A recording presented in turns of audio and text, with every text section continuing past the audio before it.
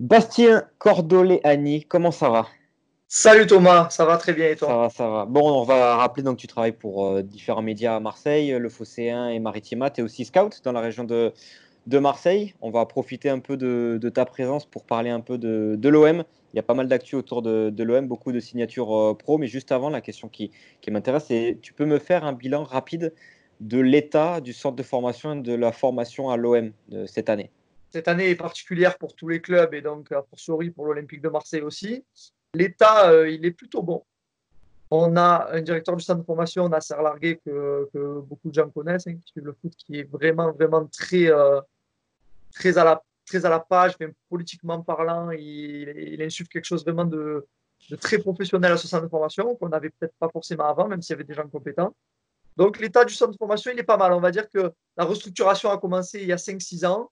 On est rentré vraiment dans la deuxième phase qui est maintenant la mise en œuvre d'un centre de formation de très haute qualité pour embrayer d'ici 2-3 ans sur une troisième phase qui sera figurée parmi les 4-5 meilleurs centres de formation de France. D'accord. Et donc, on va parler de toutes ces signatures. Alors, j'essaye de les énumérer, d'en oublier aucun. Il y a Nassim Ahmed, Richard, Joris Raoult, on a Cheikh Souaré, on a Camardin et le plus, entre guillemets, qui a le plus parler, c'est Hugo Bertelli. Ouais. Pourquoi toutes ces signatures-là en un mois? Pourquoi l'OM s'est activé à signer tous ces jeunes? Alors, il y a plusieurs raisons. La première, il y a des joueurs qui avaient une assurance d'avoir une discussion pour un contrat pro à la suite de cette saison. Je pense notamment à Nassim Ahmed et à Joris Raoult. On leur avait dit l'été dernier, je ne sais pas combien il leur restait de contrats aspirants ou autres, mais on leur avait dit faites votre saison, si vous vous donnez à peu près satisfaction, l'année prochaine, on discutera pour un contrat pro. Ça, c'est une des raisons. Une autre serait de dire aussi que le Jacques-Henri Hérault a dit qu'on rentre dans une autre phase du projet qui est celle de faire émerger beaucoup de jeunes, de recruter des joueurs en post-formation et de faire du trading. Et à ce compte-là, tu es obligé de t'appuyer sur ton centre de formation. Je veux dire, tous les grands modèles en Europe de trading, que ce soit le FC Porto, que ce soit Lyon, que ce soit Lille maintenant, il y a des joueurs du centre de formation, alors des joueurs en post-formation. Donc ça, c'est une raison. Ensuite, la raison qui pour moi est la meilleure, c'est le talent. Et je pense notamment à des joueurs comme Soiré et Bertelli. Pour moi, c'est évident que ces gamins-là, tu dois leur proposer quelque chose. Ils sortent de 2 énormes saisons, les deux. À un moment donné, il faut qu'il y ait une récompense de tout ça. Ça ne peut pas être juste un merci, on va penser à toi. Il faut que ça se matérialise par quelque chose. Surtout dans le foot d'aujourd'hui et l'actualité avec les dossiers Liadji, Kouassi, Kaloulou à Lyon nous montre qu'il faut verrouiller tes meilleurs jeunes. Mhm. Il y a la Youth League aussi. L'année prochaine, ça aussi, ça permet peut-être de faire briller un peu tes jeunes et le fait de les avoir sous contrat pro, bah, peut-être de les vendre plus cher et de les faire briller. Excellente remarque, tu vois, que j'ajoute à mes raisons, Thomas, à la Youth League, voilà, qui est une raison en plus et qui fait que ton projet, il est, on va dire, sur la bonne voie sportivement, même si financièrement c'est très compliqué. Et cette qualification en Ligue des Champions, elle tombe à pic. Mhm. Justement, tu en as parlé de Kwasi, etc. Là, c'est vraiment le gros débat actuellement. Là, depuis une semaine, là, tout le monde s'excite sur les jeunes doivent obligatoirement signer dans leur club formateur. Rapidement déjà, qu'est-ce que tu en penses? Et est-ce que ça, à Marseille, on a ressenti le côté je suis fier de signer pour mon club? Ou alors est-ce qu'ils avaient beaucoup de sollicitations extérieures? Ou est-ce que c'est des signatures à l'OM qui sont plutôt par défaut? Là, tu me mets un. C'est-à-dire que oui, il y a des jeunes là dans le lot, là dans ce qu'on a cité, qui portent l'OM dans leur cœur. Mais sur ce débat, plus généralement, à l'OM comme ailleurs, la mondialisation du football, elle frappe fort, quoi.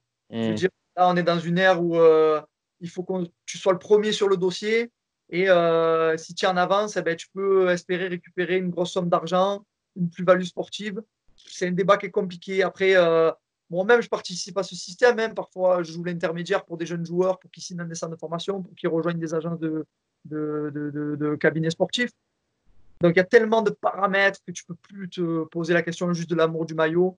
J'en suis sûr qu'un Liadji, moi, il adore Marseille, il adore l'OM, mais à un moment donné, il s'est posé plusieurs problèmes. Il y a eu tellement de choses qui sont rentrées en compte que voilà, ça ne s'est pas fait. Et ça serait trop barbare, en fait, de dire ah, le D'accord. petit n'aime pas son club, je ne comprends pas pourquoi il ne signe pas. Non, il y a trop de choses qui rentrent en compte. Maintenant, il y a des petits à 17 ans, ils savent qu'ils peuvent avoir du temps de jeu. Il y a 10 ans, tu aurais dit ça à un éducateur et tu aurais dit mais qu'est-ce que tu me racontes, attends d'avoir 20 ans. Mais là, Hmm. aujourd'hui, il y a 17 ans, le petit peut prétendre d'avoir du temps de jeu en Ligue 2 ou en Ligue 1. Donc, il peut aussi mettre ça dans les négos. Donc tout a changé, c'est compliqué de peser à chaque fois le pour et le contre, quoi. D'accord. Et donc, tu parlais en début de séquence des talents, parce qu'il y a aussi le talent qui rentre en jeu. On va parler un peu de ces petits jeunes pour ceux qui les connaissent pas, essayer de voilà, de distinguer les différents profils. Le plus connu, entre guillemets, c'est Hugo Bertelli. Qu'est-ce que tu pourrais nous dire sur ce joueur? Quel profil il a, ce gamin? Hugo, Ce c'est minot. un milieu très technique qui peut jouer à la fois seul devant la défense en régista, meneur de jeu reculé, ou soit en relayeur. C'est un petit gabarit pour l'instant, parce qu'il faut rappeler qu'il a que 16 ans et demi, Bien quoi. sûr. Ils sont pas épais, hein, tous, hein. Non, non, à part le petit Raoult qui est pour Oui, son c'est âge vrai. Un peu une, plus. une belle caisse. Mais lui, voilà, c'est un milieu relayeur.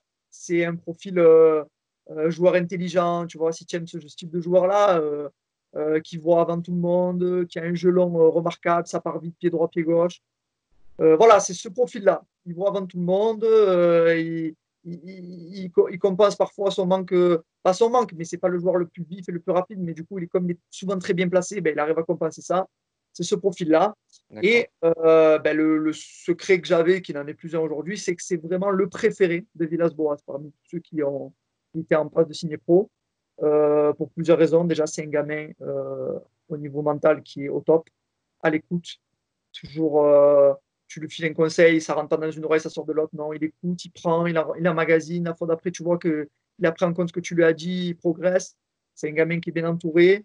C'est un gamin qui donne satisfaction à l'entraînement chez les pros, qui est aimé des anciens du groupe professionnel. Donc, il a une belle carte à jouer, lui, D'accord. même peut-être sur cette année. Ok. Et l'équipe disait que Camardin avait peut-être le plus gros potentiel. Qu'est-ce que tu peux nous dire sur ce joueur? Alors, Aaron? je connais très bien, parce que je l'ai D'accord. scouté depuis pas mal de temps. Je suis déçu, moi, de sa saison. Mais il m'a enchanté la saison d'avant. Ok. Euh, Comme quand il m'a enchanté, je ne l'ai pas porté sur un piédestal. Après cette saison déçue, je ne l'ai pas mis plus bas que terre. Tu connais comme moi le football. Tu peux passer à travers. Il a eu des blessures. Il s'est passé beaucoup de choses.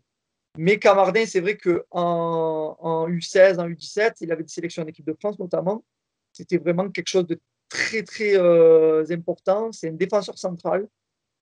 Profil un peu Camara, c'est-à-dire excellent relanceur avec une sortie de balle, mais d'une justesse et d'une rapidité vraiment déconcertante. Après, moi, je trouve qu'il manque un peu d'impact, il manque un peu de hargne défensive, quoi, tu vois, de se sortir du match le short sale. Mais ça peut venir à tout moment, hein. C'est un truc qui peut totalement travailler. Et cette année, lui aussi, il a eu la chance de goûter au groupe professionnel à de nombreuses reprises. C'est très bien pour lui. D'accord. Et sur les autres, Nassim Ahmed, Richard, Cheikh Souaré, Jurès Raoult, qu'est-ce qu'on doit retenir de tous ces gamins là, en termes de profil? Qu'est-ce qui peut être intéressant là pour les supporters marseillais qui connaissent peut-être pas dans l'année peut-être à venir, les 2, 3 ans qui vont venir? Est-ce qu'il y a des chances de les voir porter le maillot de l'OM avec les A et quel profil intéressant ça peut devenir? Alors, sur leur chance de voir le groupe, je vais t'expliquer après penser, et tu me diras ce que tu en penses. Après, Très sur bien. les profils, rapidement, Nassim Ahmed, c'est un milieu relayeur, type un peu Matuidi, gaucher, teigneux, qui a un volume de jeu énorme. Jaurès Raoult, c'est un joueur offensif qui peut jouer aux trois postes de l'attaque. Déjà, comme je t'ai dit, un beau bébé pour son âge, qui a une puissance, une technique, une force de frappe. Quand il arrive à se tourner sur des contrôles orientés enchaînés par la frappe, ça va très vite et ça va Mhm. très vite pour son âge.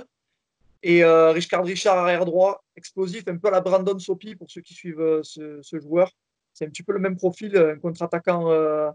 C'est une petite bombe, quoi, une petite boule de muscle qui va très vite, très dur à éliminer.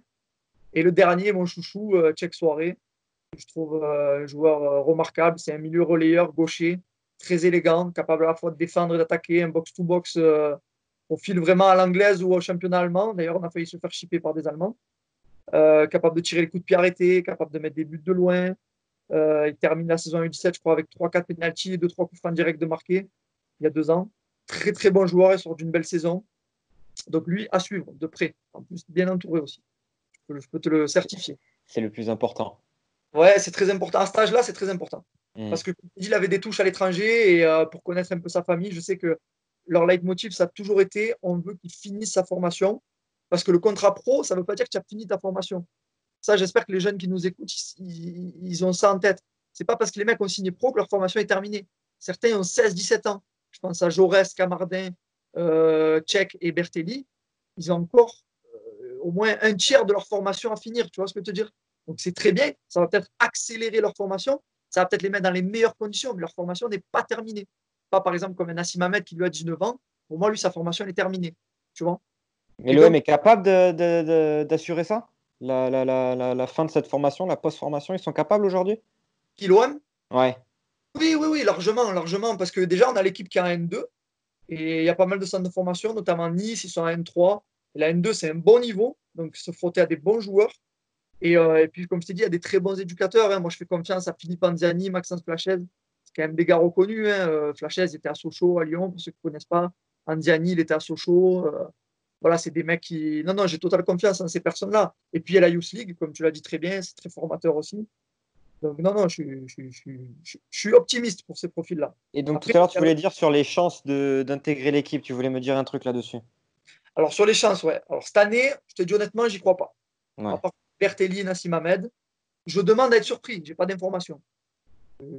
J'ai pas d'informations là à l'instant T. Par contre, pas vraiment une information, mais Villas-Boas va faire son année de contrat et va partir. Il a lui-même dit, voilà, c'est un secret de Polichinelle. Donc je pense sincèrement que connaissant un peu la mentalité de Villas-Boas, il va partir sur une saison avec un groupe de 17-18 joueurs. Il va essayer de faire une bonne figure en Ligue des Champions. Il va essayer de terminer à nouveau sur le podium. Il va donner son maximum pour partir sur une bonne note par rapport au public marseillais et aussi par rapport à lui. Hein. Il a envie de faire 2 bonnes saisons de coach. Donc, je ne suis pas sûr qu'ils prennent le risque d'intégrer des jeunes, surtout les jeunes de 17 ans dont on a parlé là. C'est quand même prendre un risque, même s'ils ont du talent, de les incorporer, même avec parcimonie, dans le groupe professionnel. Je pense que Bertelli aura sa chance, Nassim Ahmed possible aussi. Mais je pense qu'il va y avoir des recrues là, dans les jours qui viennent, et donc ça va boucher, on va dire numériquement, ça va boucher les jeunes.